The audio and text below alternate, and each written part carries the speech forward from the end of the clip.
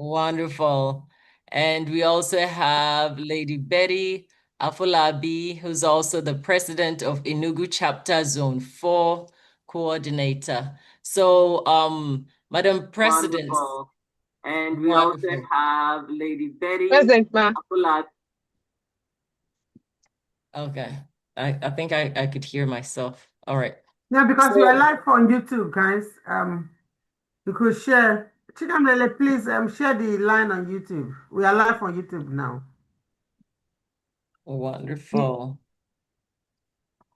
So, do we have Reverend Father on the line to say hi to everybody? A wonderful spiritual leader. If not, usually he joins later. We can continue and then he can give us some wonderful, powerful, positive affirmations for the day.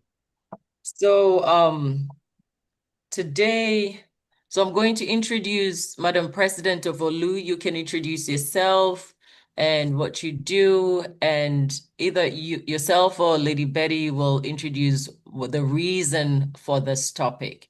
So first of all, Madam Chinwe, you can go ahead and introduce yourself, and then you can introduce the co-president. Right, go ahead. Good evening, all. Good evening, everyone. Good evening. How are you? Good evening, ma'am. I'm fine, thank you. My name is Mrs. Nwachukwu Chinwe, the president of Olo chapter.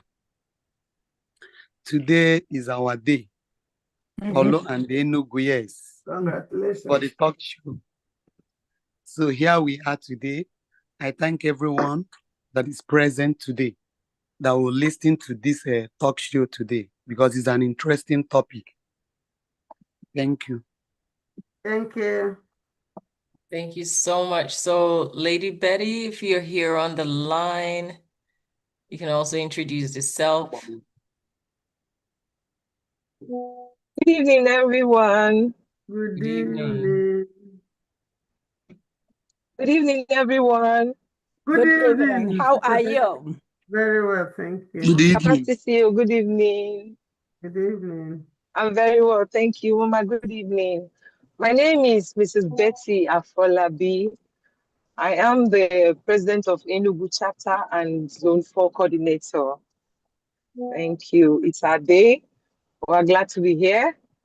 And these are amazing topic. We just pray that at the end of the day, everybody will pick one or two from it. Thank you all. All right, thank you too. So we have Lady Benedeth Maduka as the speaker tonight. Which one of the two of you would want to introduce her? I'm sure one of you know her so much. And also, what the reason for this topic? Why was this topic chosen? So either Lady Betty or Miss Chinwe can speak. Okay, I will speak. Good evening again. Good evening. Okay, our speaker is Lady Benedeth Maduka. She is a retired senior police officer, and she is also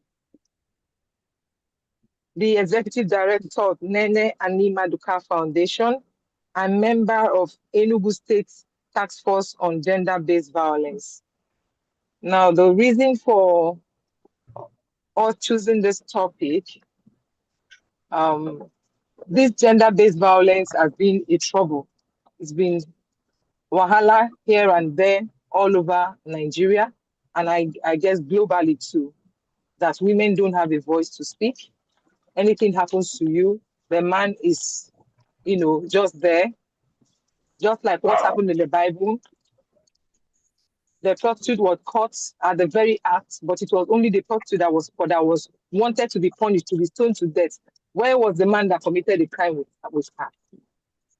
And again, because a lot of women don't have the voice, they feel if they speak up, it's a shame for them. So we decided, no, let's have this topic and tell them that, especially in Nigeria now, Enugu to be precise, there is a voice. There are numbers, there are everything you can connect, and you stand and then there's no you being shy about it. So that's the reason why we're saying this, that everybody should hear us. Thank you. Thank you so much. So it's my singular honor to invite our speaker for the night, Lady Bernadette Maduka. Are you on the line?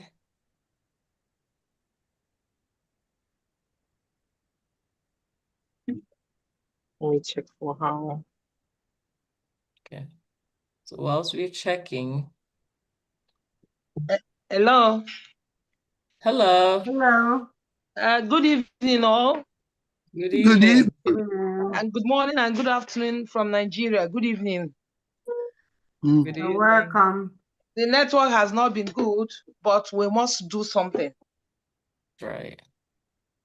I am, as per Afolabi has said, I am Lady Bernadette Madoka, the retired senior police officer Is there and anybody the doing executive Facebook? director. Hello. Who is on Facebook? Hold Yes, on. I'm on Facebook. Are you sharing? Oh, no. No. Hello. Can you people hear me, please? Sorry, hold on. Who Lady is Bernadette. sharing on Facebook? No, they shouldn't be sharing on the Zoom either. So take off. Who else is the host? Chikamdele.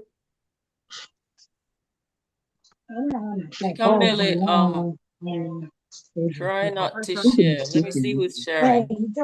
Make me a host and let me see who's sharing.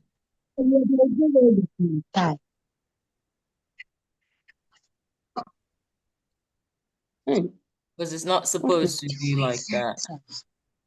Who is sharing on Facebook? Okay, let me stop all this. No.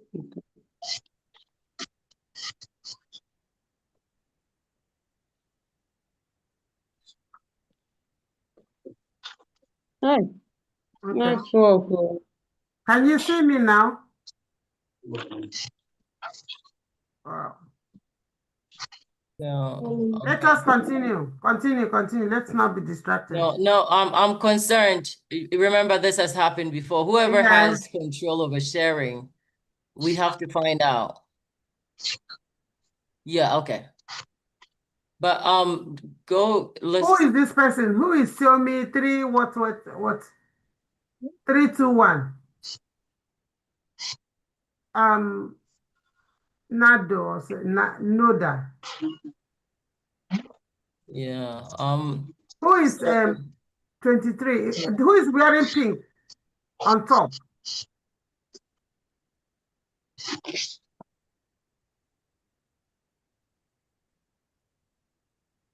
I don't know if she knows that you're referring to her. But okay. Look at the what's it called? Okay, it's Hosts. let me see how Who many else people is there. host? That's what I want to check. Okay. So it's you, Chikamnele, and who? Who else is host? I'm host, I It's think. supposed to be The three of us. it's only 3 of us. You can pause the recording and then we can continue because I'm concerned. Last time this happened, No, it's only remember 3 of us somebody. that is co-host. I just made you one now. Okay, let's continue. Good evening, Mas. Good evening. Good evening. Okay, continue. Our speaker, continue. Continue. Okay, ma'am. Just like I said, Falabi has introduced me, but I need to do the needful. I'm the executive director, Ben and Madoka Foundation, working on gender-based violence. Presently, I'm a member of Enugu State Task Force on gender-based violence. I am delighted to speak on this topic, breaking the silence of gender-based violence. Before I will go on about breaking the silence, I need to I will need to tell people what is the meaning of gender-based violence. Gender-based violence refers to a harmful act meted on an individual. Can be a man, a woman, boys, or men. And gender-based violence is a cankerworm that has done more harms to the fabrics of physical, gender, physical violence. Example is kicking, slapping, hitting, and assault. When you see a woman in the morning having Okay, a so black I'm gonna, eye Madam at Bernadette, the left hold on. side You can of turn off your video the eye, and then we can she will hear see you. my face Sometimes the on the door. I said, video, can you hear okay. me? Yeah, If he sometimes helps. when you turn off the video, there's not much data that you're using. You said So I should turn on the video. No, off, you can no, turn off. it off if he helps, because it's breaking. Does it help to turn it off so we can hear you properly? Okay. Let's just try it, please. Okay, I've done that. It's better I've now. done that. It sounds better Yeah. now. Okay. So when women, they're always being faced with this physical violence. We have sexual violence. That's including rape, sexual harassment, and defilement. Another one is emotional and psychological abuse, such as insults, threats, humiliation, and intimidation. Many men, when they get married to some women, they will be threatening. That's emotional is the worst. If not me, have you been taking tea in your family? Is it not me that give you a roof over your head? That's emotional violence. And that is one of the worst of violence. Then we have harmful traditional practices, such as widowhood practices, female genital mutilation, forced marriage, and child marriage. In Enugu presently, women are still forced to drink the water from the cups of their husband. And these are the things we are fighting for. Recently, a woman ran to me that she had an eye surgery. That same week, the husband died. And the ethics of eye surgery is that you should not cry. But because she did not cry, the relations of the man said, yes, she was the one that killed the husband. Of which she has never had issues with the husband. They forced her, but we came into the case. The Enugu State Task Force on Gender-Based Violence, we didn't allow it to happen. Now, female genital mutilation is still happening, which is bad. Why do victims remain silent? But then, this gender-based violence can occur in the schools, at homes, working place, religious places. But when we now ask, why do victims remain silent? People will always ask me, why police, that is policewoman, why don't victims speak up? The reasons are numerous. Victims may remain silent because, one, economic dependence. So many women are not empowered. A case of a woman burnt in 2010 at Enugu is a serious case of economic dependence. She's not doing anything.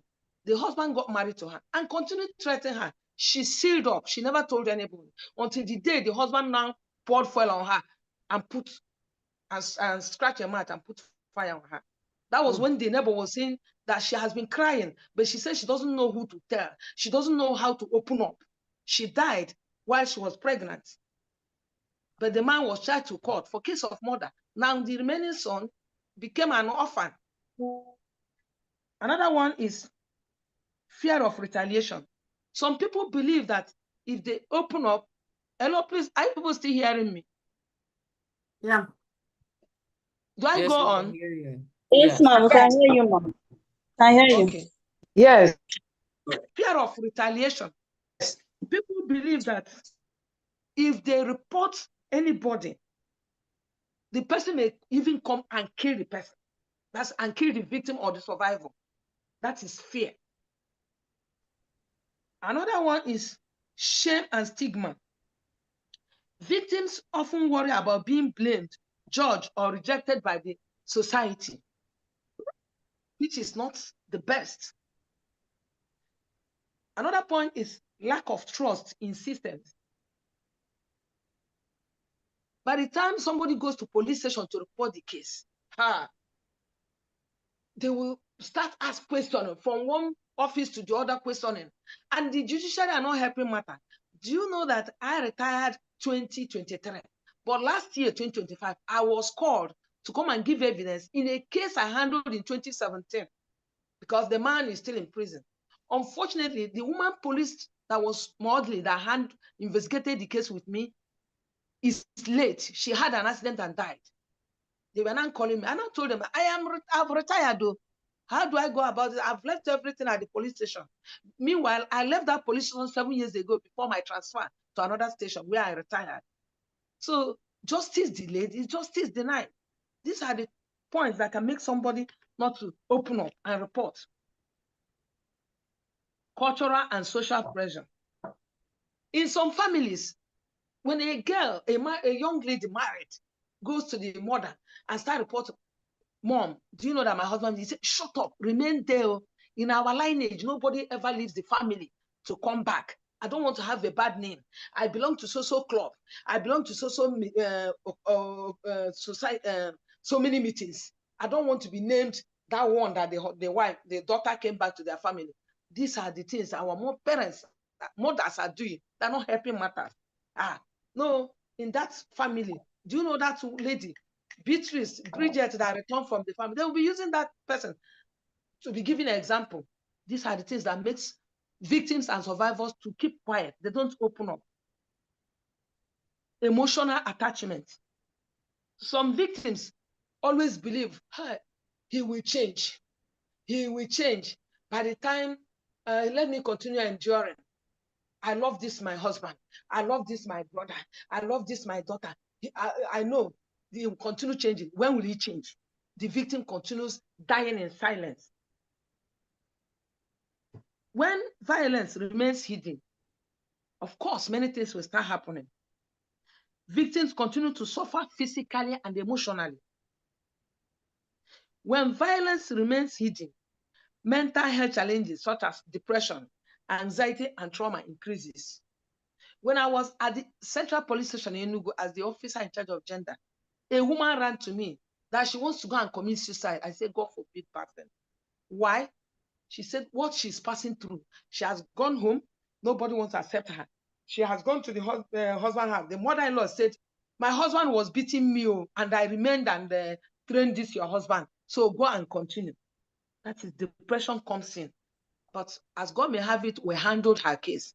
Until today, she's a good family friend, which me and my family were helping her.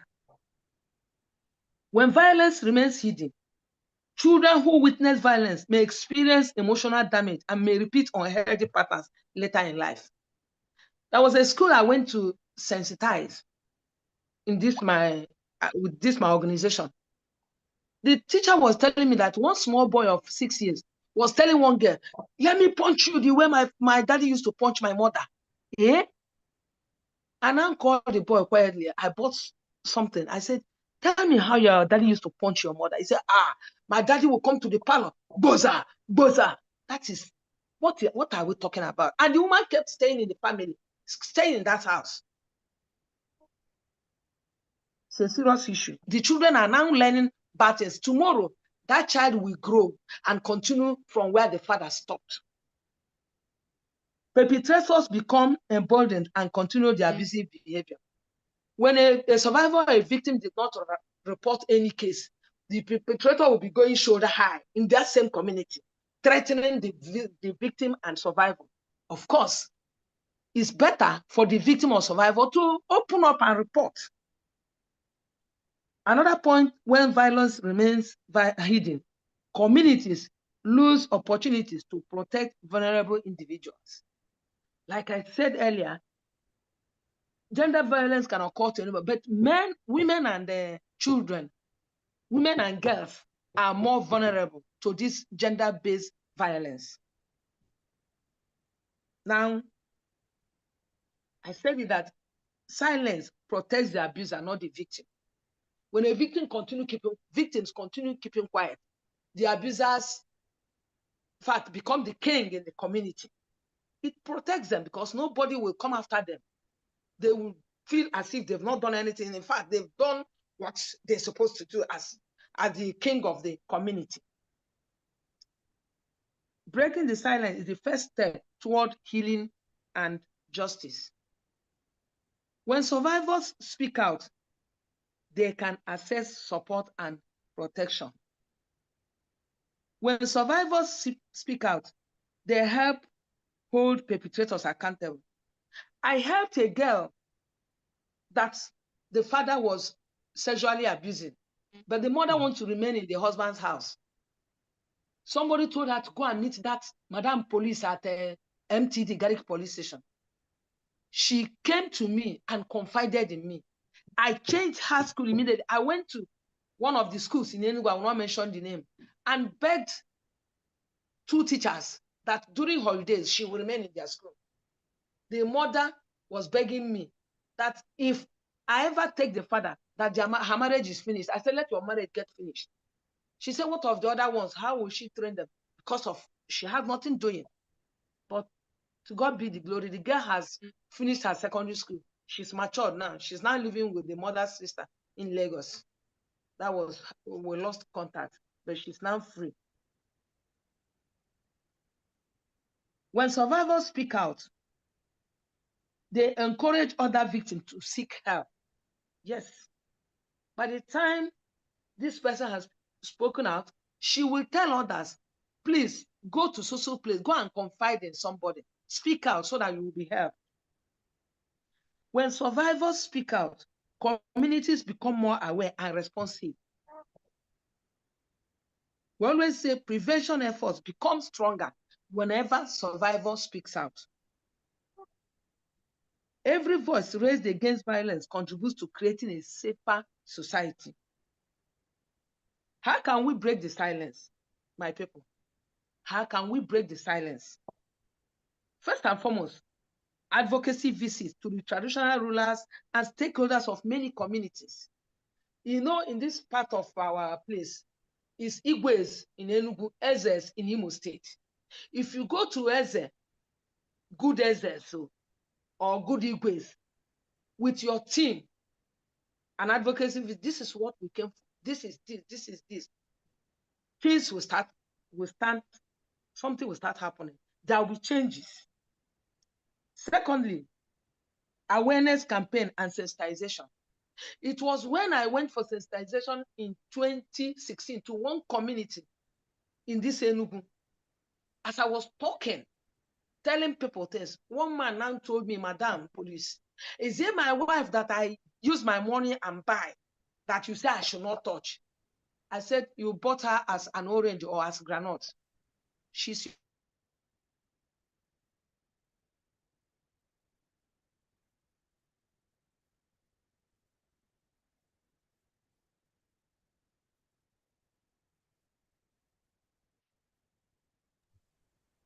You're muted. Lady Bernadette, you're muted, so if you're speaking, we can't hear you.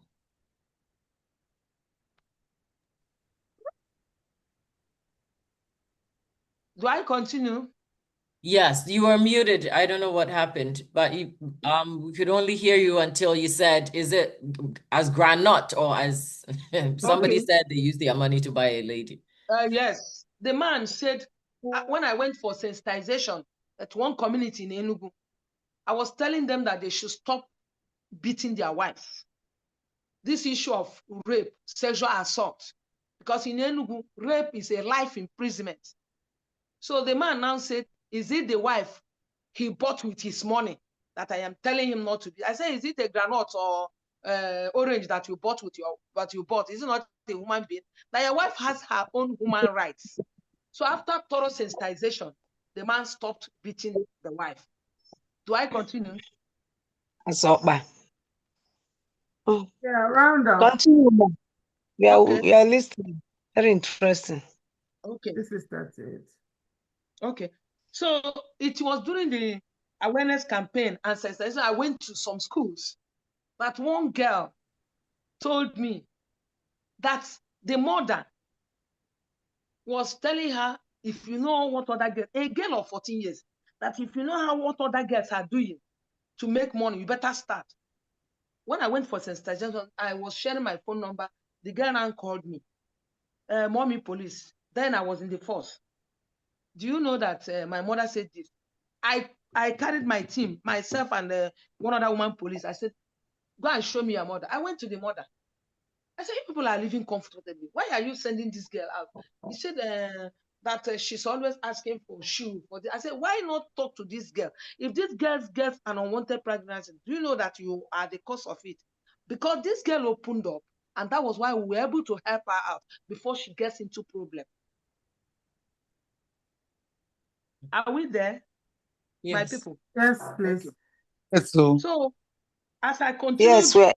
as I We see are here, how ma'am. we can break the silence, that's why I'm talking about awareness campaign and sensitization, which can challenge the harmful beliefs.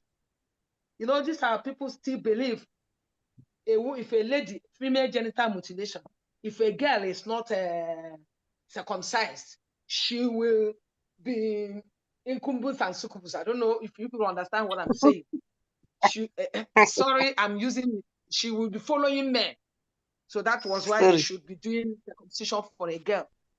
But with awareness campaign and sensitization, most of these things can be stopped. Another thing is listening without judgment. Most of our security agents are not doing well because when a victim runs to them, no, were you not the one that show your body to the person? Woman, go and give your husband what is asking of. That is judgment. Blames. You don't blame a victim or survivor. You don't. Allow the survivor to open up and tell you this is where it is. He who wears the shoe knows where it pinches more. Yes. When someone discloses abuse, listen carefully, believe them, and offer support rather than criticism. Survivors and victims, they don't need this type of criticism. That is why if some of us are able to listen, you will help that person out. And that is why so many of them decide to keep quiet, shut their mouth, and be dying in silence. Another one, how we can break the silence. Another point is strengthen support services. The government and good-spirited Nigerians should promote access to counseling, legal aid, healthcare services, shelters, and protection mechanisms. What do I mean by legal aid? In Enugu now, as a member, myself, a member of the task force on gender-based violence, we're having pro bono, especially that is when I mean pro bono, lawyers that are ready, free to help without taking 1 naira. We have more than 10 barristers in this our task force. So when you now tell a victim or survivor that you are not going to pay kobo, I went to state CID by myself one-on-one and helped a woman. I went and met the deputy commissioner of police, state CID, and she's still there. She said, Madam Maduka, you are now with this. I say, yes, it's even now that I am out to help people, because whenever you help person, the person will be remembering you in the next world. Yes. So we are still begging the government and good-spirited Nigerians to promote access to counseling and all other things so that survivors can have shelters. They can be protected. How can we break the silence? I'm still talking on it. We engage men and boys. Ending gender-based violence is everyone's responsibility. Men and boys must become allies in promoting respect, equality, and non-violence. There is a case But, you know, we don't mention a woman of 52 years was forcing a boy of 14 years to be sleeping with her. Yes, I am the one inside it. At times, I will come back home, I will be crying. My husband now said, you start, why this, why that? I said, no. When the boy now, somebody told the boy to come and tell me, I went. I met the woman. She's living alone. The children have all grown up. I said, why is this? She said, hey, so this boy that she promised all heaven and earth, you know the promises now. So this boy has gone. I said, please, if come out, I will take this case up if I hear such again. Because if that boy has not opened up, my people, you know what could have happened to that boy? 14 years and 52 years. The difference is magic, not even clear. So we need to engage men and boys because we cannot do it alone. If I'm going for sensitization, I used to go to our, because I'm a Catholic anyway, I used to go to our Catholic church, collect big boys of the altar boys. They will follow me. We move. I'll use the banner and say, oh yeah. So that some people will know that boys, men are equally talking about this gender-based violence. Another way we can break the silence is reporting violence issues to the relevant authorities and support organizations. We have relevant authorities. There's no way we can do it without reporting to the police, to the civil defense, to NAPTI. In fact, we have many and the supporting organizations like Bena and Madoka. Hello? Yeah, we can hear you. Hello? So Can if hear you you. can start wrapping up so that we can give some time to people to ask questions. Okay, let me round up. Sorry, 3 minutes, let me round up. So, reporting to relevant organizations can help matters. Anyway, let me not talk again. In conclusion, as I am concluding, let us remember that gender-based violence thrives in silence but weakens when victims and communities speak out and take action. Breaking the silence means speaking up against abuse, supporting survivors, educating and sensitizing our communities, promoting respect and equality, refusing to tolerate violence in any form. My people, together we can build homes, schools, communities, religious places where everyone lives free from fear and violence. Thank you for giving me the attention. Thank you. Thank you so much. God bless you so much for such a wonderful. We really appreciate. Yeah. Thank you so much for the definitions Thank and you, the wonderful stories that ma'am. you Thank you, shared. ma'am. So if anybody has any question, before the questions, the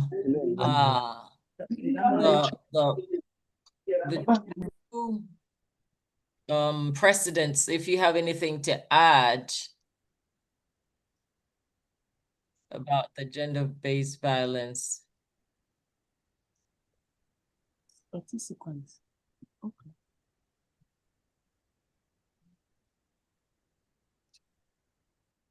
Okay. Yes, please. Is it Hawaii or? I'm sorry? Juliet. Somebody is raising hand up. I don't know if you are saying. Okay. Can one Yeah, ask go ahead. questions now or do? Yeah, you can. The first person whose hand is up, Huawei, I don't know, P30 Light. Can you go ahead and unmute yourself and ask your question, please? Okay, sorry. Yeah.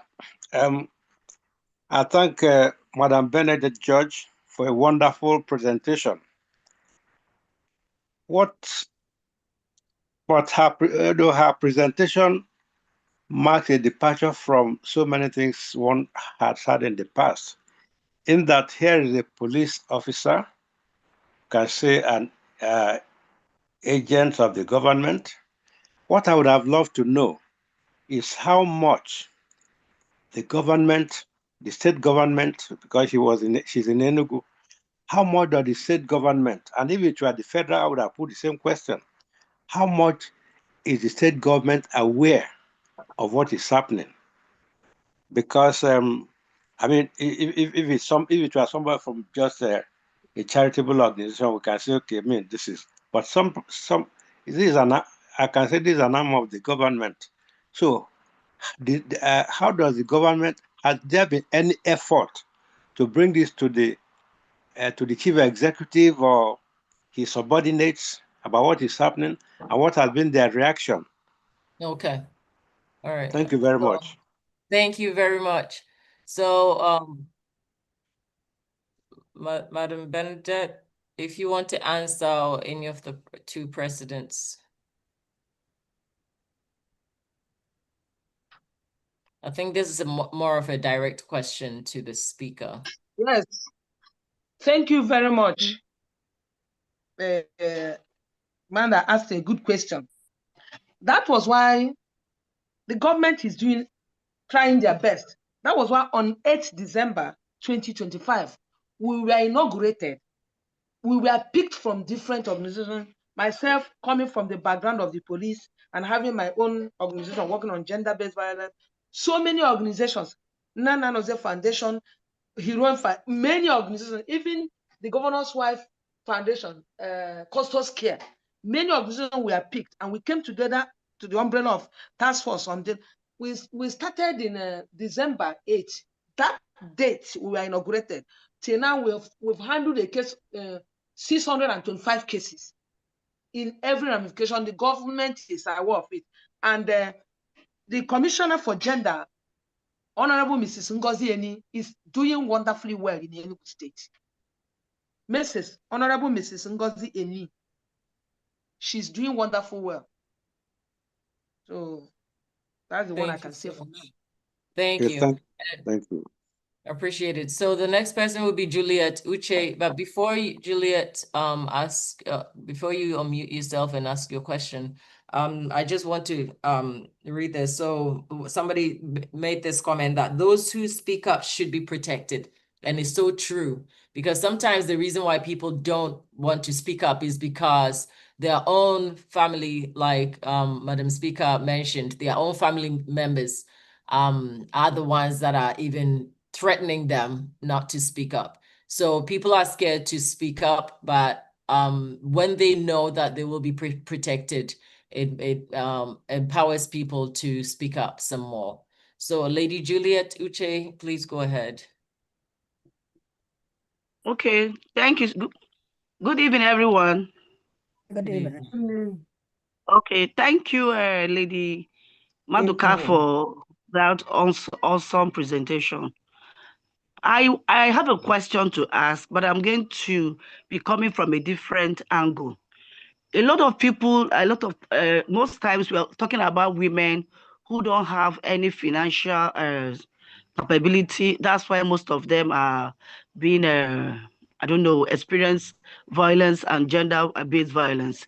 But I've seen women who work, who earn money, and still go through this and still suffer this gender violence. So I want to find out what's the reason. Why do women who work, like I have a colleague in my office who was in Port Harcourt office and then got transferred back to her place. She's from Uyo, doing very well, she works in a good place, earning good salary, and was suffering this gender domestic violence. And people knew about it, asked her to come out from the marriage. She refused. So most times when we talk about women who don't have money, this one earns money, good money, does a very good job, but has refused to leave the marriage. So what word would you have, Lady Maduka, for women who earn money? This one now, the problem is not money. They earn money. They are doing well. So it's not about money. What word would you have for such women? Somebody like Osinachi that died. We all knew she was one of the most sought after gospel singers, but she died through domestic violence. So what would you say to such women? Because their case now is not money. Money is not restricting them from leaving the marriage. That's my question for Lady Maduka.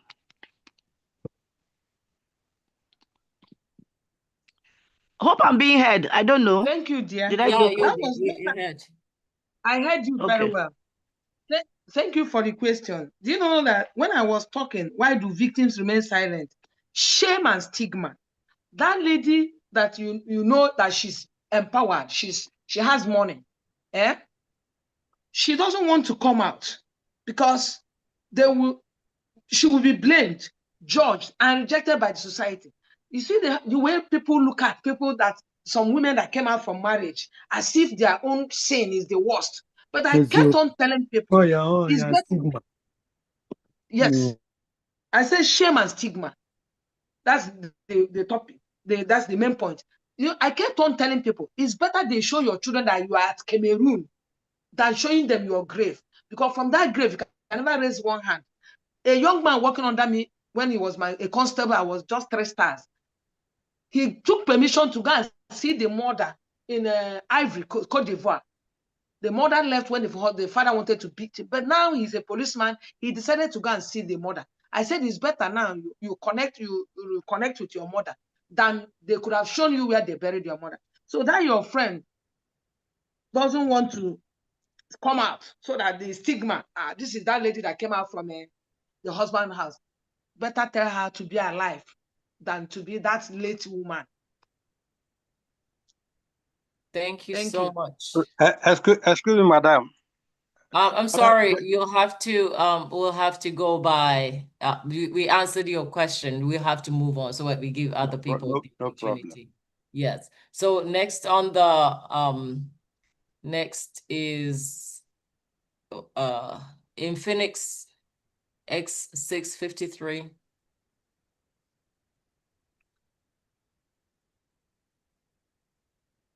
Infinix, you were on video, but you're okay. So does anybody have any question to ask? If not, I'll go ahead and give who is Huawei the P30? What's your name, please? The gentleman that spoke. Francis. Oh, Dr. Francis. Oh, okay. All right. Looks like the person who raised their hand is not available, so you can go ahead and. Yeah, but what I mean, this was just a suggestion. What I had wanted to say was, if you had somebody who is being maltreated, can we not attribute it partly to, sexual addiction? Because that's a possibility. I quite agree with what the speaker had said, but on the other hand, it's a possibility because somebody could be addicted to sex, alcohol, binging, everything. So, is it possible to rule that out completely? Hope I'm Do you not mean getting the people's. abuser? I understand what he's trying to say. What he's trying to say is that majority of the women, if Grace, I hope I didn't just barge in. What he's trying to say is that majority of the women stay back, even though they are being abused, because they enjoy sex from the man who is abusing them.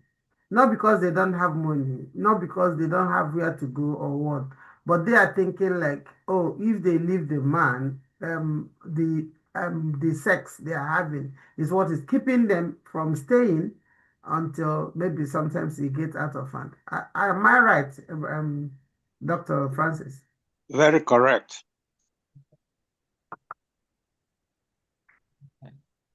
So I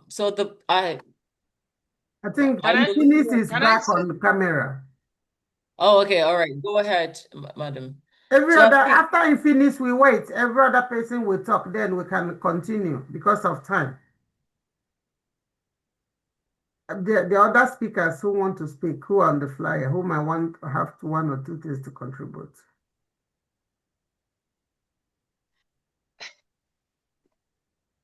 can I chip in something? um Can I say something? Maybe I yeah. forgot. Please, in Enugu now, we're having shelters. We have an individual, Ihoma Girls Initiative. She has a shelter in Enugu here. The Enugu state government equally have a very big shelter. where we keep victims and survivors, and they're being taken care of. Thank you. Okay. All right, thank you. So Infinix, this is the last time I'm going to give you the opportunity to speak. If you don't, I'll move to the next person. I don't know who Infinix. So go ahead, Madam in black and yellow striped top. Thank you very much. I just wanted to, my name is Barrister Mrs. Agubus Onkechi. I just wanted to make one or two contributions on a comparative basis based on what we see in Lagos where I live. In Lagos, the effort of the state government has been felt on the legislative-based protection. I remember like some good years back, about 7, 8, 10 years ago, the Lagos state government built what's known as special court. In that special court, one is sexual offences court and domestic violence court. Now, these courts they are housed in one building, specially built, separating them from other general crime. And one good thing about it is that hello? Continue. Go ahead. Okay, I don't know if I'm okay. Should I continue? Yes, ma'am. Yes, and one good thing about it is this. The Lagos State Office of the Police Command has a special office for the sexual offenses and domestic matters. And the same thing applies to all police divisions. The good thing about it, about this development is that the Lagos State now have what they call as Kelebe. Kelebe are people that are private investigators.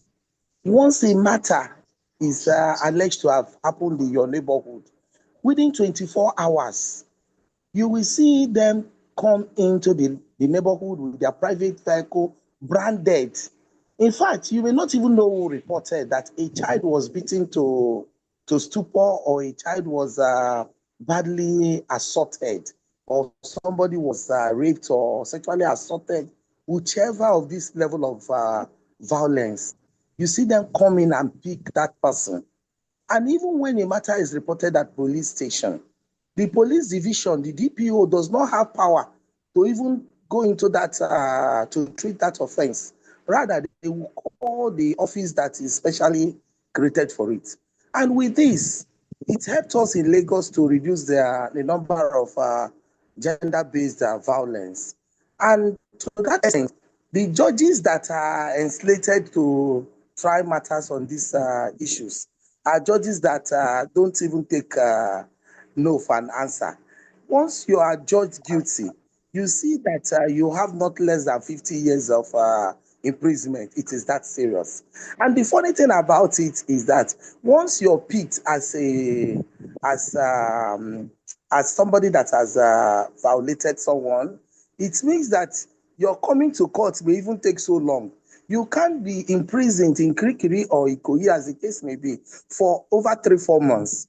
As a lawyer, I've been involved in such cases, and I see that getting them out of bail is not an easy exercise. So I wish if people in Enugu can, I don't know how far they can go about it, but the NGOs, those who are in the front line of this, can talk to the state government either by applications or whatever, because in Lagos that has been reduced drastically, and we have relative peace with not that it doesn't happen, but it's not like it used to be, because that time it was like every now and then someone is raped, somebody is beaten, somebody is assaulted, and it has even caused death in some instances. That's just my contribution. But Thank I you. know that the most important thing is that speaking out, speaking out is the main thing. Once you speak out, then you can easily be helped. But when you That's keep right. silent, nobody knows what happens to you. So Yes, true. thank you very Thank much. you. Thank you too so much. Mr. Kinsley, you'll be the last person, and then the presidents will also share their point of view. So Mr. Kinsley, please go ahead. Oh, sorry, you'll have to unmute yourself. I muted you. Thank you. Good evening. Good evening. Good evening. Good evening. Okay. It's actually a question to the speaker. I know we've talked about gender-based violence, the impact they do on both adult and youth. Now, my question is there any kind of tip you can give to youth to prevent this gender-based violence? Basically, if we have tips to prevent them, I think it will go a long way in helping the youth. So if there are tips to prevent them, if you can share with us, I'll be very grateful. Thank you. Yeah, I got some of that in my destiny. When I want to talk, I'll give some tips to identify and prevent. Okay. So keep Okay. stay alert.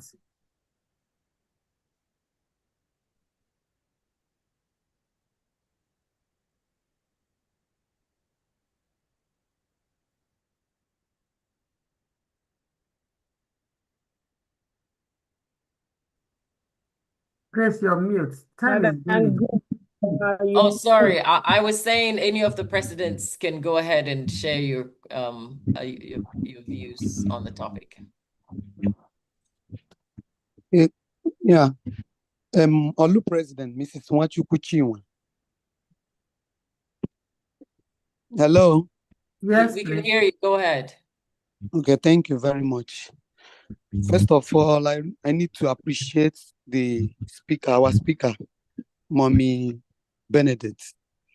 She really done justice to the topic, breaking the silence on gender-based violence.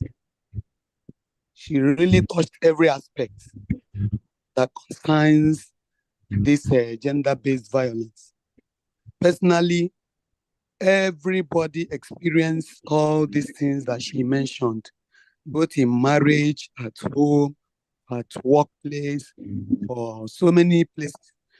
So our own is that we've had it. This meeting that we had today is a kind of sensitization also to many people. Many people have been hearing this topic before, but they don't really understand what it meant. So I think tonight, many people have gotten the knowledge and how to go about sensitizing people more on this topic, even in our various places, because sometimes all these things that she mentioned, personally, I used to witness it. There may be a friend that will come to you, but before this person might have come to you, she has been dying in silence. She will now tell you what she has been passing through in her marriage, or even at workplace, or so many places. So we need to also advise individually when such people come to us. So tonight I've learned a lot, even areas that I don't even know before.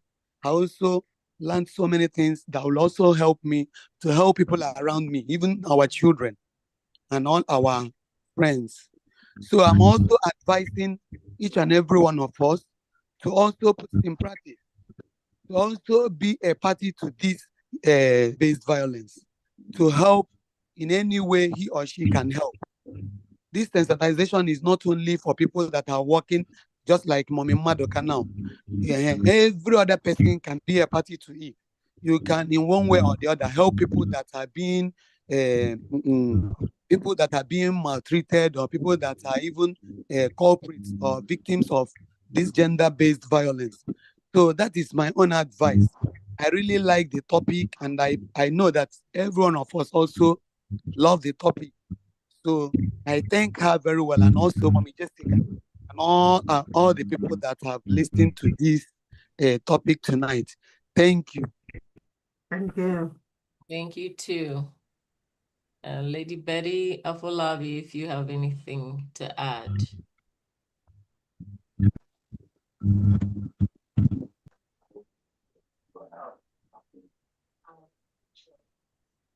Okay. All right.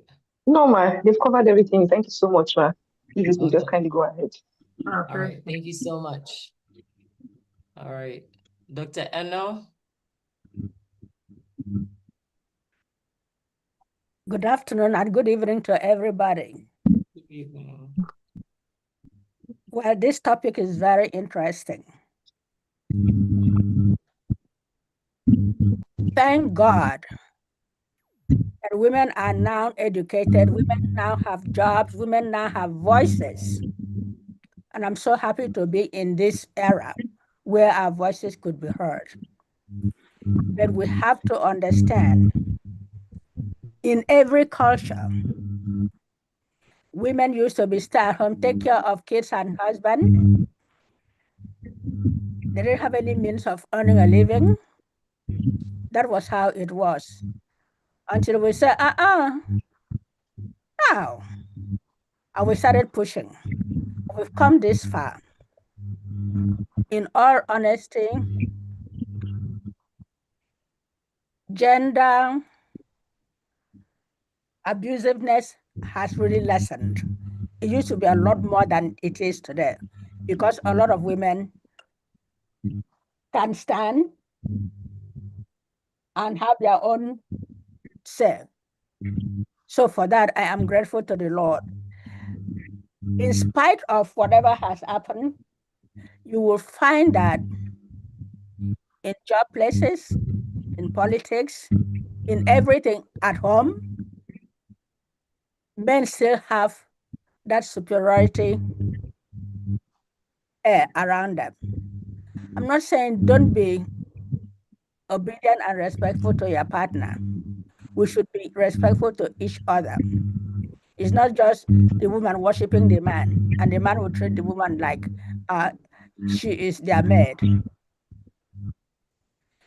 So once the society is growing and women are doing so much better than just being housewives, we will see less gender tend to suffer more than men. So that is my contribution. Thank you. Thank you so much. Very much appreciated. Thank you, thank you, thank you. And so now is the Ask the CEO. And Dr. Jessica, you can go ahead and let us know what Okay, you have to thank say you so about much. this. Thank you for everyone who has taken time to say one or two things. I think we have done justice to the topic already. I want to acknowledge our speaker, especially she who spoke on awareness campaign and the sensitization, and they also listening without judgment. That was wonderful presentation. Thank you so much, and thank you for taking our time to come. I'm standing on the existing protocol. I will be talking about 5 ways to identify. One thing is that sometimes people may not even know they have been abused. That's how sometimes it can get to. They will just think it's the culture, is the way, is a way of life because that's the way they saw their parents, their mom, their dad live. So they to go into marriage and still live in the same way. So they might not even know they have been abused. But we thank God for 21st century where we could one way or the other things are happening now, lives are technologies are taking place, Facebook live videos. You don't need to pay what's it called, newspaper to come and they tell a story. You can just use your video, you could use your phone at a current, and you can be speaking in one tiny village and you're going viral. Everybody will be seeing you globally. So thank God for the time and season which we are in now. And just like Dr. Eno said, I would start by saying that when we talk about gender-based violence, because heavily a lot of us are making it look like it's a woman issue. Dr. Eno has just said it now. It's not a woman issue, it's a human issue. It's not a woman issue. Anybody can be abused. Anybody can be a potential abuser, or can also be a threat. You know, if it's a family issue, it's also a community issue. It's not just a particular gender issue. You know, too many women suffer in silence because of number one, fear, Number two, shame. Number three, culture, financial dependence, lack of support, and I will also add the one Dr. Francis said. Sometimes sex appetite. They want to stay because of sex, you know. And if I go now, who is going to be sleeping with me? Something like that. But then when we come to breaking of the silence, it means giving women, giving men, giving people voices, giving house helps voices, giving everybody voices, believing in survivors. The reason why so many don't come out is because nobody believes them. A lot of the time, people don't believe them. Society don't believe them. If the person who is the perpetrator have upper hand, he has a better chance of silencing it. And then sometimes they just put take it to court, and they will just unnecessarily be dragging it until it now becomes a stigma, you know, and they're challenging harmful traditions. Traditions, sometimes they'll ask you to come and drink, come and swear. So when you're looking at going to a particular deity culture to go and swear, and then you just like, oh, let me your hands off, you know. And they also holding abusers accountable. Nobody holds them. If you now said, oh, so person abused me, and who is going to hold the person accountable? Nobody. Maybe the person is a local government chairman, it might be an MP, it might be a councillor, it might be somebody in the society whom so much people have a lot to gain from. How much more you, who at the moment nobody's getting nothing from you? So people, he will influence the situation, and now the abuse can be doubled. You know, so people better keep quiet. They seems like they are now ashamed, whether physical, emotional, sexual, financial, or psychological. When women are at the receiving end, and the society must not look away. We must speak, we must protect, we must educate, we must support, especially when women are involved. And it's also important, how do we do that? We have to also know that gender-based violence is not prevented by silence. It is prevented by awareness, education, courage, and collective effort, collective action. We must all come together, agree together, and chase it like a virus. Because when women are abused and the life is when we promote respect, we challenge abuse. When we challenge abuse, we support survivors. When we support survivors, we use our voices to create a world where every person can live free of violence on the fear of discrimination. How wonderful would that ever be? I'm going to take time to answer Bro Kingsley's question. I'm going to give some few tips to prevent it. Then I will now show how to identify. Okay, let me talk about how to identify gender-based silence first, and then I will now give tips to prevention. I think that's okay, isn't it? Hello, are you sleeping? Bye. Bye.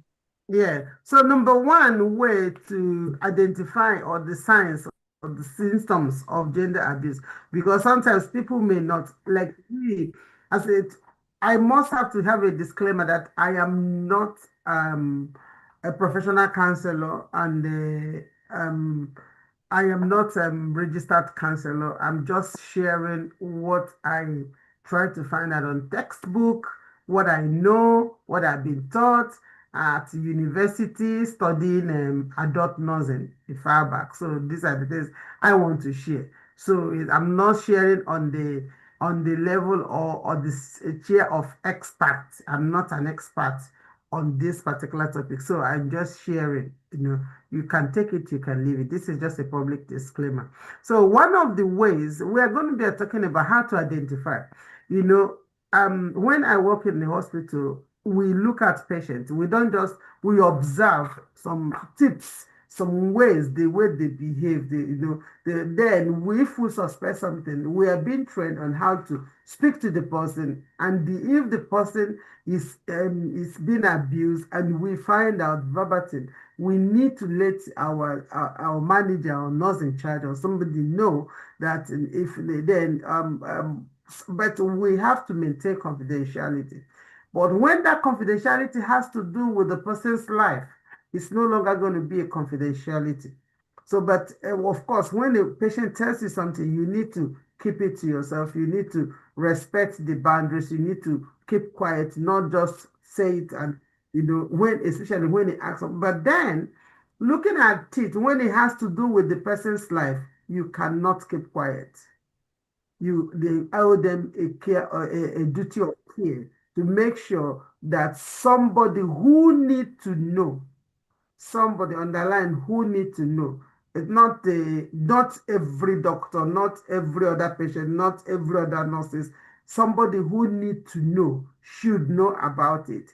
And it has to be for the person's best interest, not for gossip, not to enjoy a humiliation, but for the person's best interest. Number one thing you have to identify when you see it, you begin to suspect is unexplained physical injuries. Are you there? Yeah.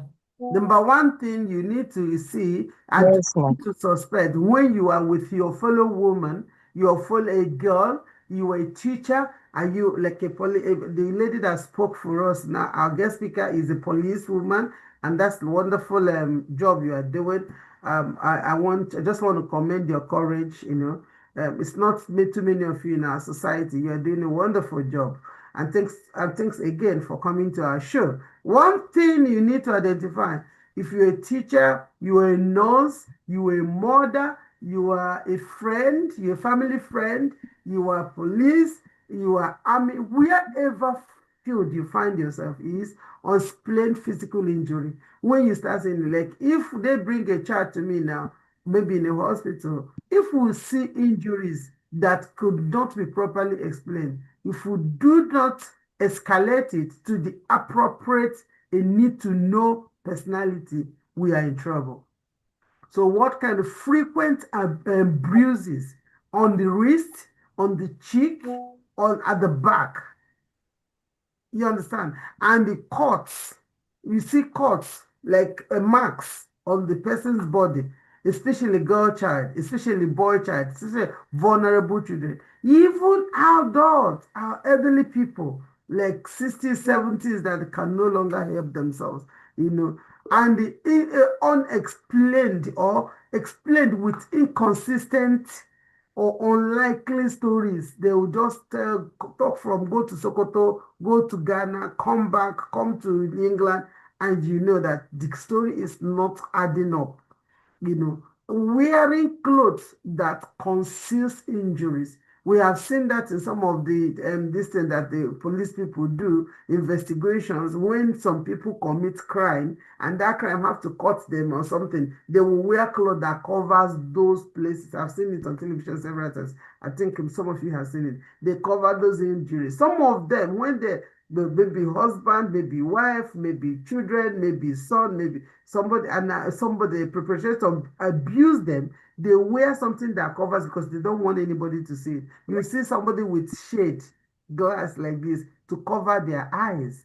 And when you can look through and see, and they understand, you try to find out with respect. I'm going to talk about how you have to find it out as well. Now, how do you do that? Express concern privately and gently. Avoid demanding explanation or proof with a kind of audacity as if you are living their life for them. Does that make sense? Does that make sense? Hello, say hi. Yes, ma'am. Yes, Hi. we I can can hear Yes, hear you. ma'am. Yes, ma'am. Of Yes, course, it does make make a sense. Yep. Thank That's you. right. Thank you. Thank you. And okay, let me give an example of how you can explain those words. Is that you could call your friend, say, um, Jenny or whatever. I notice you seem hot. You seem I notice you seem hot. I am concerned about you and I'm here to listen to you. If you want to talk to me, is everything okay with you? Do you understand now? So now when you ask him something like that, encourage the person, say, okay, if you don't want to talk to me, would you like to go to seek medical attention? Because you're always, I think something, I saw marks on your body. I saw that something hit you. I saw your hand is swelling up. I saw your face is swelling up. If you don't want to talk to me, would you like to go to hospital?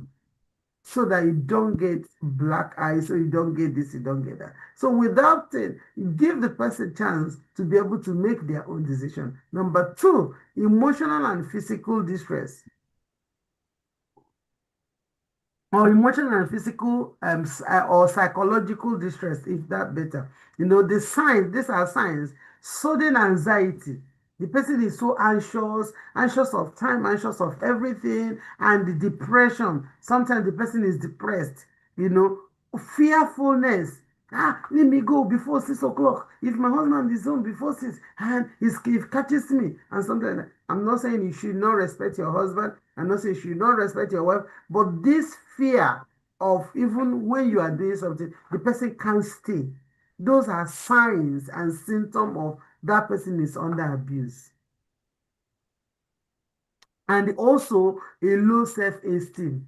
The That person is that true. could not just be themselves. They have low self-esteem. Everything gets onto them. They are always crying. They all look themselves in the mirror. They feel like they are looking at, you know what, low self-esteem. These are signs of abuse. Withdrawal from friends.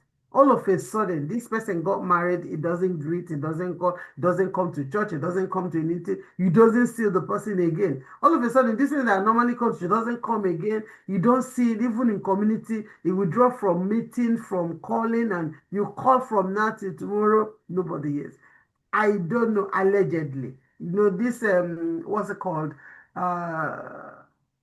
Saint Obi, allegedly. Saint Obi, when he got married, his friends, and when he died, his friends were given testimonials that he withdrew from the society because he's a celebrity and he used to act. So as an actor, we normally see them, but he withdrew only for them. When he became sick, he couldn't even, nobody knows that he was sick. He was so ashamed to talk about what is going on in the marriage and stuff like that. And he had to go to just, at some point, after some time, he had to call one of his friends that is far away. And he said, oh boy, listen, this is my situation and I'm dying and need support. And that one encouraged him to go to said, I've cut this thing ties with all these people that I'm supposed to go to. It's not now that I'm sick that I have to go to the person. And there and then, he was expressing how disappointed he was, allegedly. I heard on the media. And then, unfortunately, we lost him. So one of the things that shows signs of abuse is withdrawal. When all these people that manipulate people comes into your life, one of the things that they won't allow you to visit home, they won't allow friends to come, they won't allow your mom to come. When stories has gone like that, you probably might be under abuse. Make sure you check properly. Nobody gets the person on phone. Nobody talks to the person directly.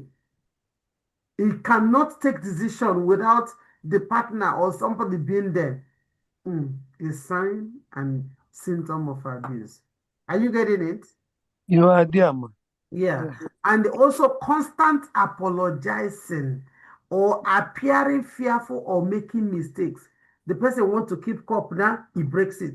And he just like, it's not really, really like bad thing to break cup, but you break it and this kind of fear, and apologizing even when it's not really, really necessary. Some of them will apologize to husband for years, and then it was just for one thing that happened. They now bring it to society when they come and they are not women like a woman should be. They are mom, they look like housewives and stuff, wearing dirty clothes, unkept clothes. Those are signs of abuse. How do you address it? Create a safe, not judgmental environment. Ask the person if they can come for coffee, for tea, for lunch. Can you come to party? Can you just invite Can you come and have lunch with my family this weekend? Create a non-judgmental environment. Can you come with your husband and your children to my place so that you will know what's actually going on? Listen more than you speak. When you find out some things like that, listen more than you speak. Validate their feelings without pressurizing them to disclose details. Validate their feelings without pressurizing them to disclose details.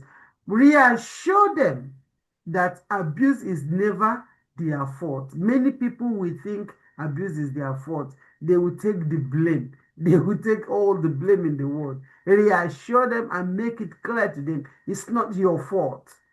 That you are living in such environment and unhealthy situation is not your fault. There's something that have helped me try personal experience. You don't have to do it. Majority of the time, because of what I do, people comes to me to share their family, their issues and stuff like that. Majority of the time, many people has always, when people comes to me, I first and foremost tell them sometimes my own story, but don't say the one that you're not, there's nothing, no one that I'm not able to be.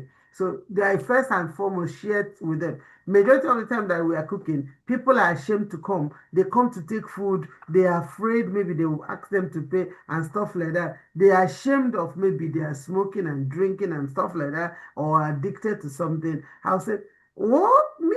I come from the street, so I know what you're going through. Say, oh, you've been in the street before? They now feel at home. They say, oh my God, how did you? I said, I don't know how I find my way out of the street. I used to be on the street before. And I said, I used to be on drug before. I used to smoke before. And they will now see like they found their family. You will see them both sit down, relax, eat, drink, dance, and they feel at home.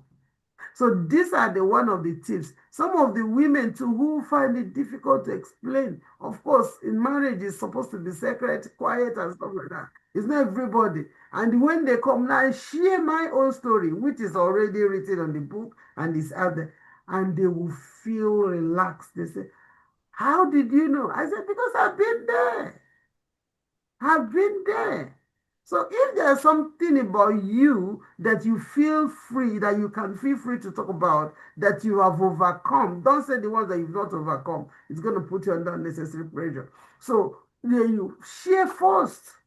Say, yeah, I was abused before, and this is the outcome, and this is how I find my way out. That one solves 20, 30, 50% time of the problem. So that is one tip that I've used and how I address all those. Number 4 is financial abuse and dependence. Many women has been financially abused, like white men as well, vice versa. What are the symptoms of financial abuse? Number 1, no access to personal money. They don't have money. Granuts, husband. Oil, husband. Akara, husband. Sweet, husband. Madia lotabe, ishibe ofe. Yes. Anything. You can't go to meeting, they'll buy something. They cannot afford they can't afford anything. And sometimes their husband is rich. You could see the man is riding cars, having the time of his life and stuff like that. Then why is the wife so beggarly? This is, I said vice versa, but I'm just saying. So what that was most of them, and you see, some of them, somebody called Osinachi now. You heard Osinachi was a superstar. And Frank Edwards said when they want to pay him, they have to pay to the husband. Look at how Osinachi looked. All you could just hear is the voice, the voice, the voice. She was voicing her pain through it. And we were falling down, like thinking it's anointing. It's anointing actually, but in a very painful situation that she was in. She was being kicked. The husband will wreck, allegedly. The husband will carry her and go with the children and she will walk. Oh my goodness. Just because when he said, let's go home, she didn't come. He will go to Third Mainland and drop her, and the man will zoom off and the woman will walk. And this is a superstar who is working and making money. The man is the one controlling it. So she's not like she's lazy. If she's lazy, marriage, even being a mom is a full-time job. It's just that people don't know. Being a mom, there's no woman that I think that this woman is too lazy because she's not keeping herself out there. Being a mother to push a child is one of the hardest jobs. Carrying the stomach for 9 months. How could you say somebody's lazy? She's not. You know, being forced to account for every aspect. Some people will go to market, crayfish, you will write it down, and paper. And the husband will say, there's small oil there, so small oil there, go and use it. You know, and the same as women too. They will account for everything. There's no safe haven. There's nothing like at least take when you go to market and come back. So all those things, they will account for everything. These are the symptoms of financial abuse. Grace, stop me when you need to stop me because I can go from now till tomorrow. Yeah, time's up though. It's 34 Okay, past. so you give me like 5 minutes to round up then. Okay. Because I'm the one that talked. And so prevented from working, studying, or ongoing financial independence. So those prevention, the woman supposed to work, he says some people, they go with the one and said, you will never work. My wife can now work, he wants you to be. No, if you can work, please do work. Make sure that something is coming in from you to the family. Studying and he refuses to. You promised the girl that she's going to be going to school when she married, and the married now, no more studying. How do you address it? Discuss available support programs, and discreetly. If the person said he wants to study, there are some, okay, here in England, we have some adult education schools that the person can go and stuff like that. Help them explore safe options for financial empowerment. If there's other something like what they call going to the council, financial support they can get from the council or this that, please do help them to fill the form to sign. So many people, there's a lot of things going on they don't know. So if you have been here for a long time, you see a younger family, that benefit I'm talking about.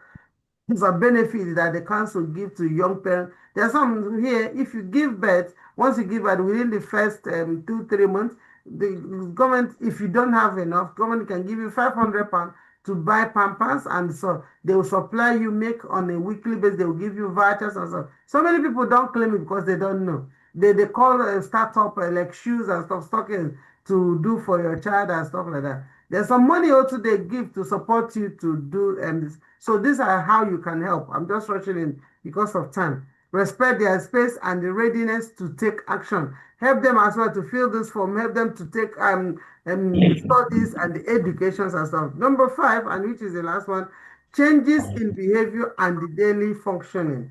And these are signs. What are the signs of changes in behavior? That's another abuse. How do I identify frequent absence from work? They don't come to work. They change. This is a kind of abuse. It can be that they are being abused after the man or she battered the man in the night. He doesn't have strength and courage to go to work. They keep calling off work, calling off school. Their children doesn't come to school because there's no more strength and power.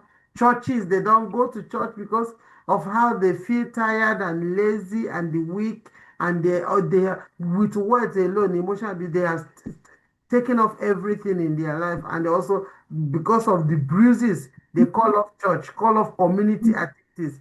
And when you start finding all this difficulty in concentrating, you are talking to them, this one is talking another thing, they can't concentrate, they can't give in to activities, performing routines, they cannot even perform routines. Come on to doing this, they will just be there, oh, I forgot. Those are, keep your eyes down, those are signs of somebody who is being abused at home. Signs of fear when receiving calls. You want to receive call, you want to go and you don't have that self this thing boldness to also do things. Messages, visit. You said I called you yesterday. It's with your husband. I called yesterday. You didn't. He doesn't want the husband to know that you called. Why? You understand? You may not ask immediately, but you find that time. And you check regularly without being intrusive. It's not like you just back into the person, but check on the person regularly. Offer practical support, such as helping connect them with trusted professional or supportive group. That's what I was talking about. Help them fill form, show them that you can get this government support, show them that you can get this financial support and stuff like that. Connect them to professional groups if there's free online schools and online practicals that they can do. Support groups. There's if there's some other educative like WhatsApp groups or groups they can join, team group and stuff like that. Please identify and show them, and also maintain confidentiality unless there is immediate risk to life. I've said it before. Maintain confidentiality. Maintain. So it's very, very wrong for somebody to confide in you and the person hears it outside, except if it has come to that or their life is at risk. I've finished my own right now. Important principles I want to talk about is number one, principles for helping without causing more harm. One, listen without judgment. Two, believe the person's experience. Three, respect their decisions and timing. If they say they don't want to hear it, please don't talk. If they say not now, then please keep it. Except if their life is at risk, you can't continue to keep that. Focus on their safety and well-being, not on who hears you, not on you showing that you are this, you are that. Do not force them to report to you about the abuse. Don't force anybody. Confront suspected abuser yourself. If somebody is beating the child mercilessly and you can confront the person. Until kill that housemaid, you see them kicking and throwing and confront them.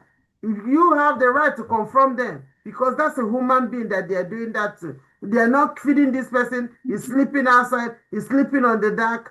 Confront the woman. Confront the man. Do not keep quiet. Then don't also don't confront the suspected abuser at your own risk. Please. When you know that confronting this man puts you at risk, please do not. But take appropriate steps. Especially you have to help. So you don't help somebody and be yourself in trouble. Blame the victim. Do not blame the victim or question why they are staying there. Some of you will say, why are you still getting mad? Why are you still in the man's house? Why are you still in man? Where is she going to come? Is she going to come to your place? Stop judging like that. Stop blaming them. Stop making them feel stupid. Tell them, say, okay, I understand. Just I'm going to, what do you think I should help you? Don't start judging them. If it's me, I'll pack away. And if it's you, you're not going to pack away. Go and sit down. Don't promise outcomes you cannot guarantee. Some of you will promise 7 or 8. I will get you a job in all your company. You're not going to get anyone. Stop promising unnecessary words when the person comes out and you're not going to do that. So stop promising that. The simple response when someone may be experiencing gender-based violence, say, I am concerned about you. You do not deserve to be betrayed this way. I believe in you. I am here to support you. And wherever you are ready, I'm willing to listen to you. And that's going to bring me to the end of this section. For Kingsley's questions, he was asking tips to prevent gender-based violence. I finished, Grace. So I'm just answering the question that Brother Kingsley asked. Say tips on prevention of abuse, gender-based abuse. Sorry, I think I'm getting it right. So number one, promote respect and equality early. Practical tips to prevent it. How to prevent abuse. Respect your husband, respect your wife, respect your senior, respect your junior as well, because respect is a reciprocal. Promote respect in everything you do, and equality early in life. Teach children from young age to respect their dignity, to respect their rights, to respect boundaries of others regardless of gender. Number two, and okay, let's say the key message here I'm trying to say is that respect learned in childhood becomes protection in adulthood. I think that crowns that one. Respect learned in childhood, becomes protection in adulthood. Number two, challenge harmful stereotypes. how to prevent gender-based abuse, challenge harmful, so all these stereotypes, stigmas that they reject beliefs that promote male dominance. Reject it. That said you must kick your wife, you must reject food, you must treat her, she's your slave, she's your whatever, whatever you bought her. Like the our teacher, our speaker was using, I bought her with my money. Reject all those stereotypes. It's not true, or female subordinations on the acceptance of violence as a means of control. Yeah, I need to train you. I need to put you where I need to correct you when you do wrong. And the best way to correct is bim bim bim. No, that is wrong. So challenge it and refuse it. Equality is not a threat.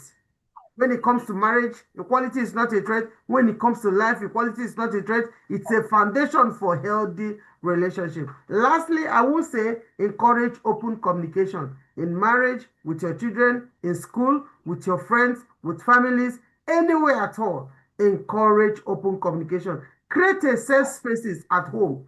Let sometimes give spaces to your husband is answering a business call. Don't bring children there and be making noise so that he cannot hear. Respect that space.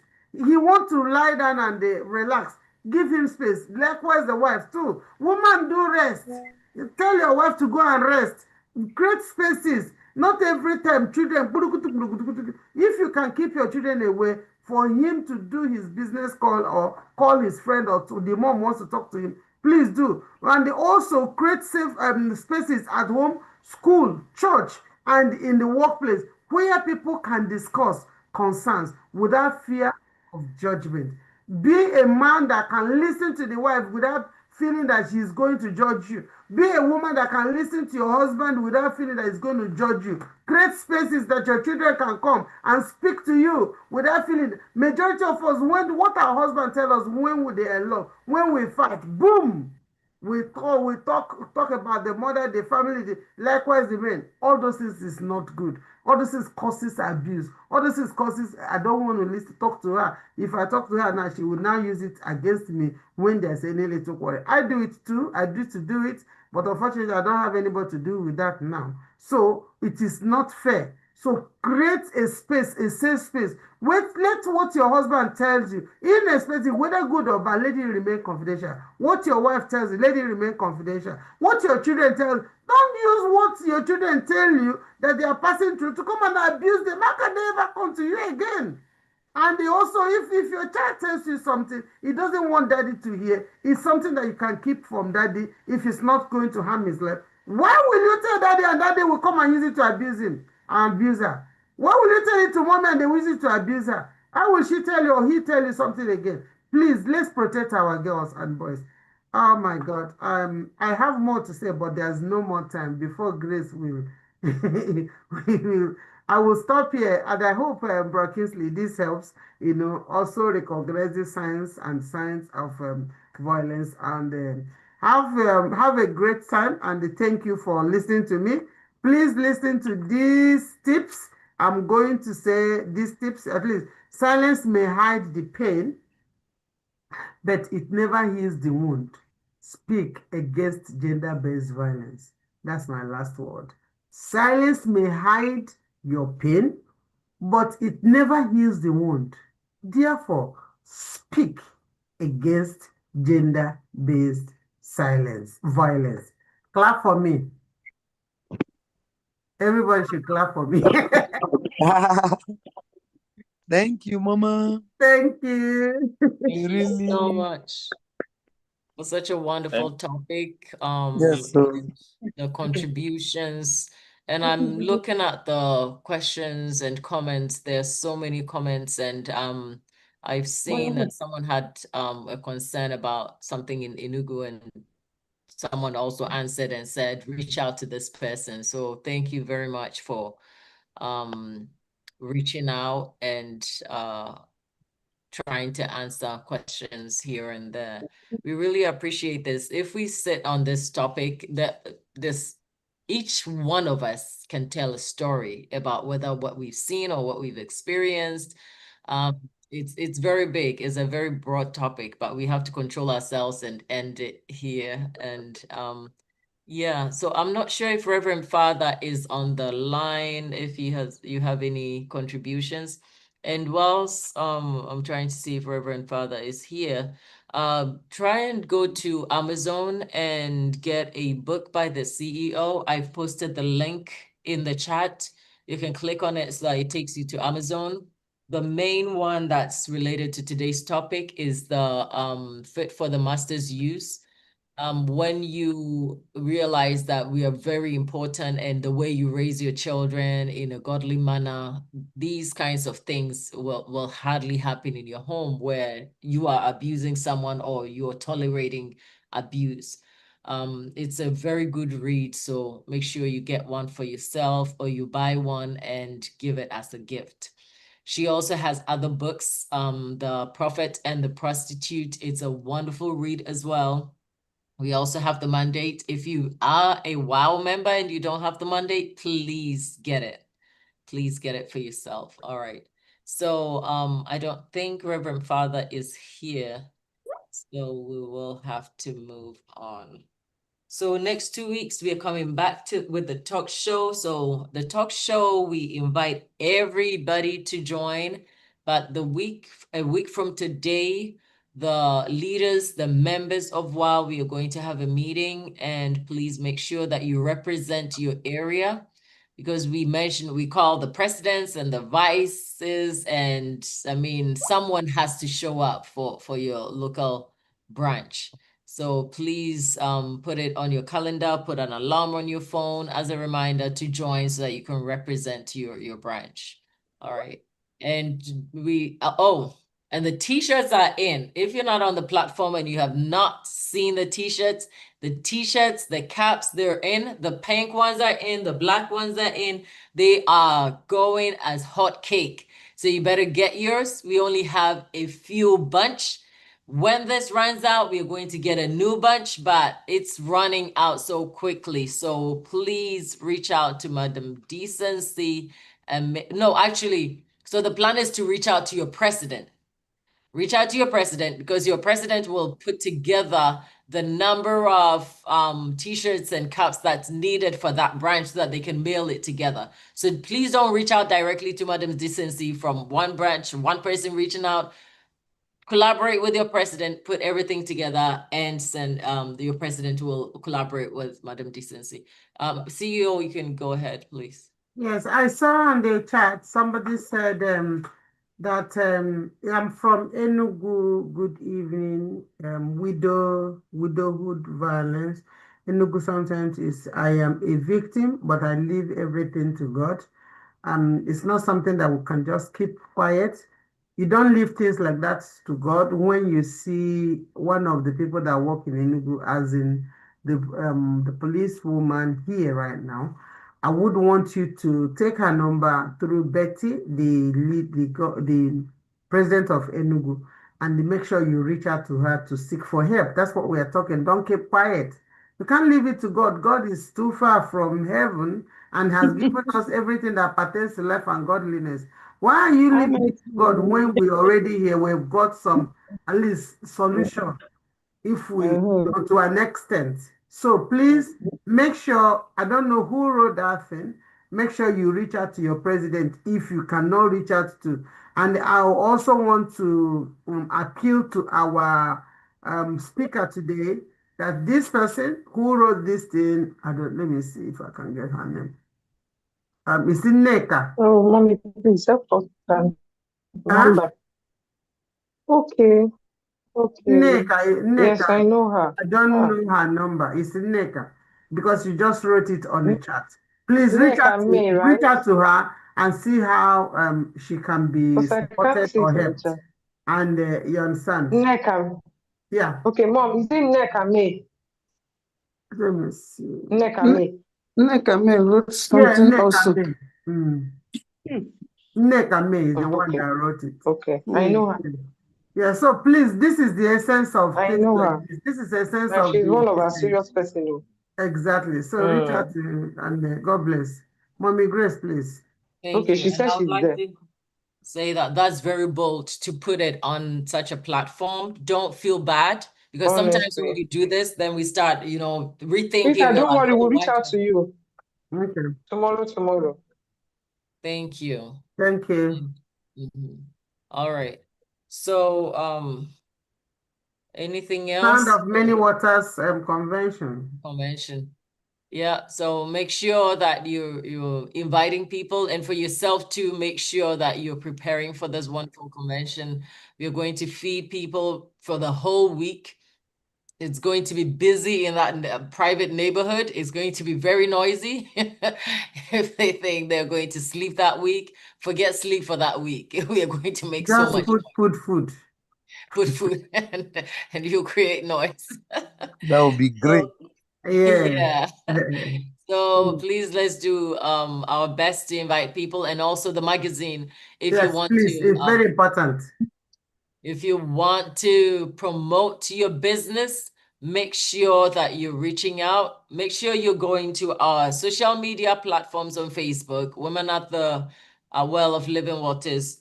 We have Instagram, we have YouTube is our main platform that we are always sharing like live YouTube videos for Saturdays that we serve people hot food.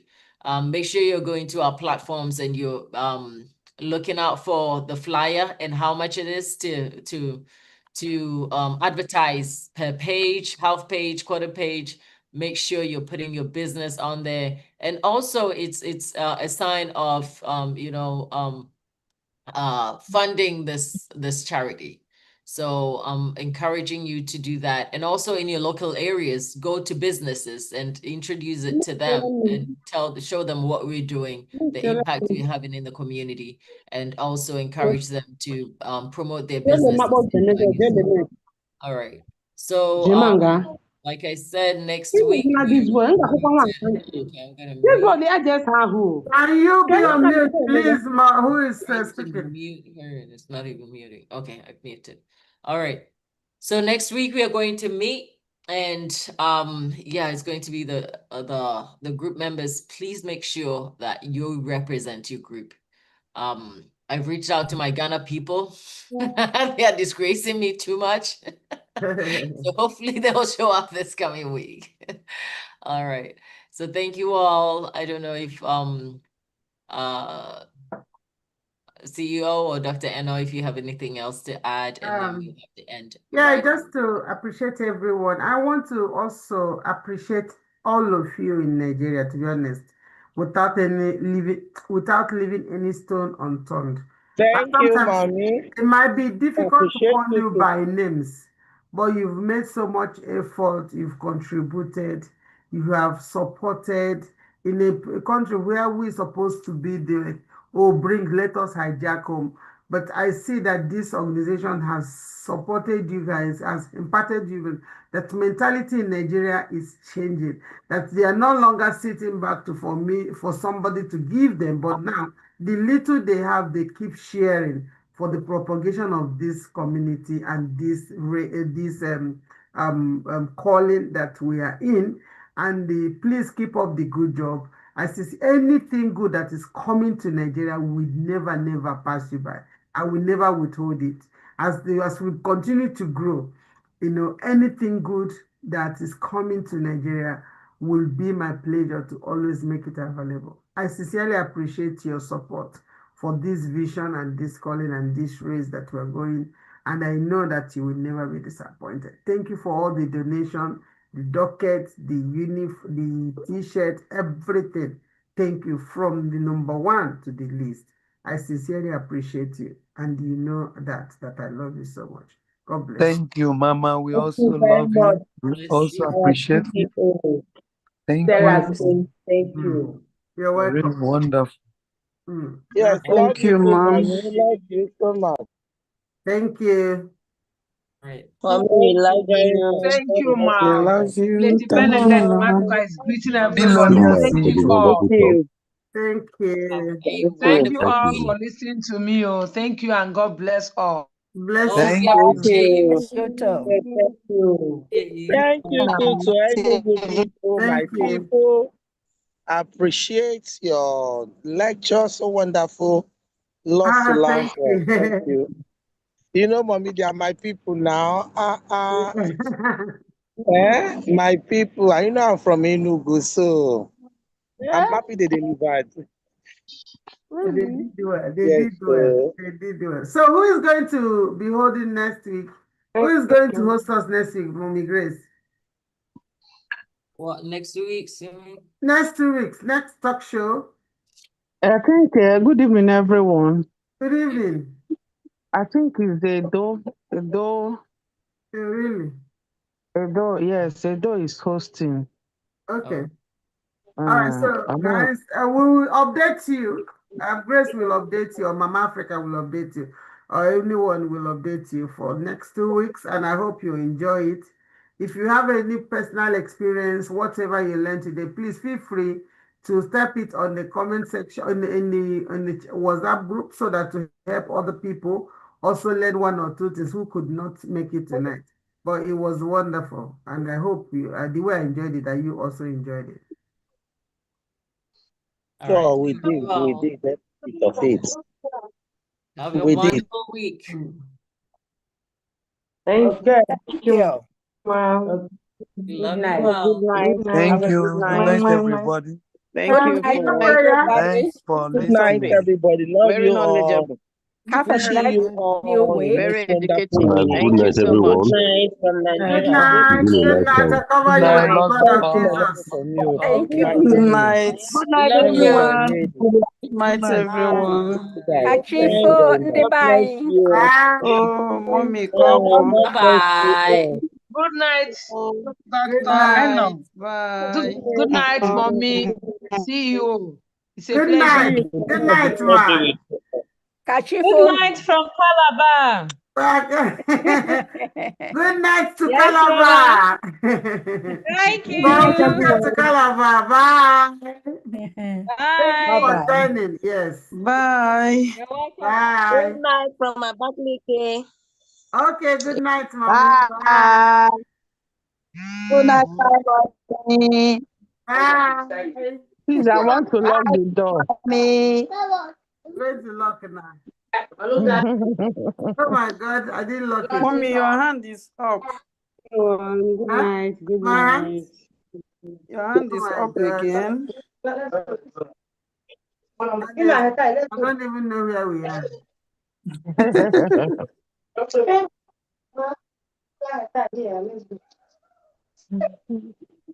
Chikamele, can you switch off? Can you close? Okay, this one. Yes. I don't know where I can close. Just close set. Okay, don't worry, I'm back. I can do that. Okay.